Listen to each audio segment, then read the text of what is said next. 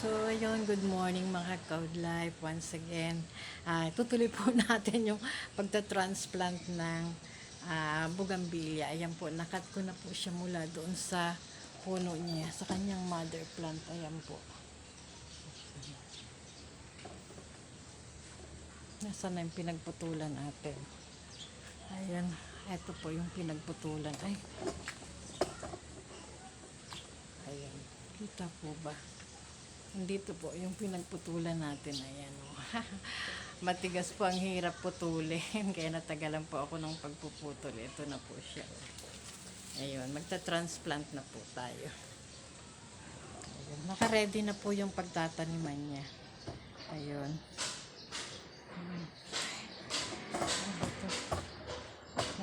Ang aking stand.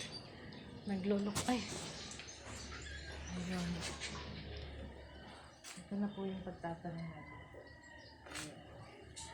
Combination po siya ng topsoil, ng sand, and may mga kaunting pebbles po yan. And then yung may mga dried vegetables po na tinuyo ko.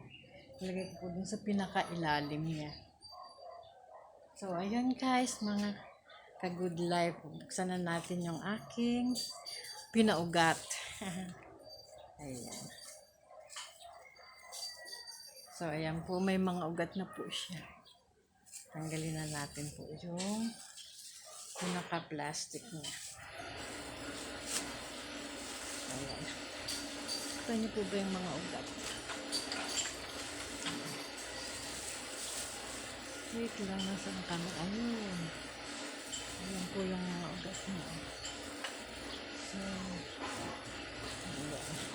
Ta-transplant na po natin siya.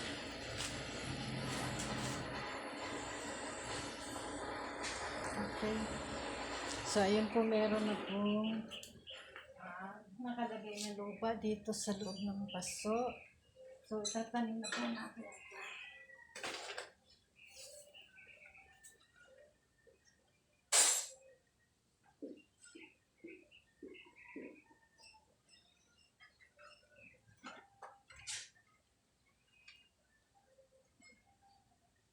So, takpan na po natin ang lupa.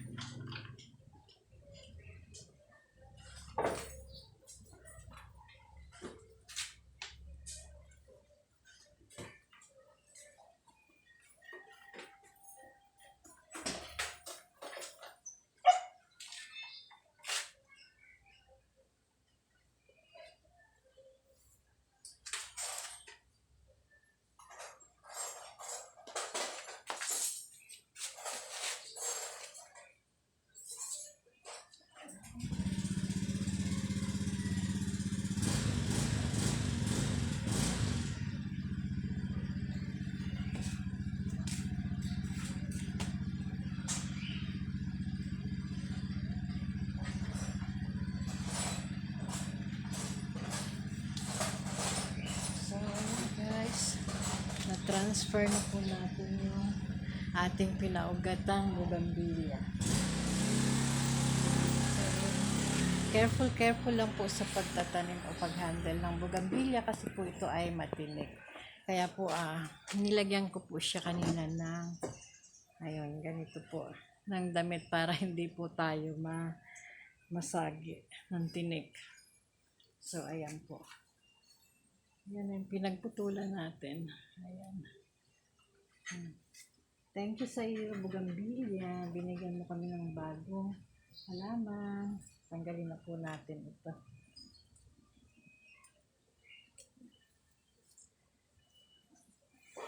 Yun. Aha. Ayun, nadali po natin. Madali lang din naman po siyang masira. Ayun.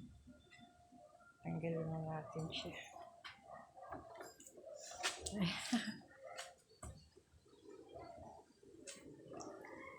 So, ayun po, didiligan na po natin siya. At ilalagay na natin siya sa lilim para po ito ay makabuhay ng ayos. So, ayun lang guys. Thank you so much sa inyo. Ayun, I hope you're in good condition and whatever na meron tayo sa ating buhay, tayo lang ay magsaya at mag-enjoy. God bless you po. Bye-bye.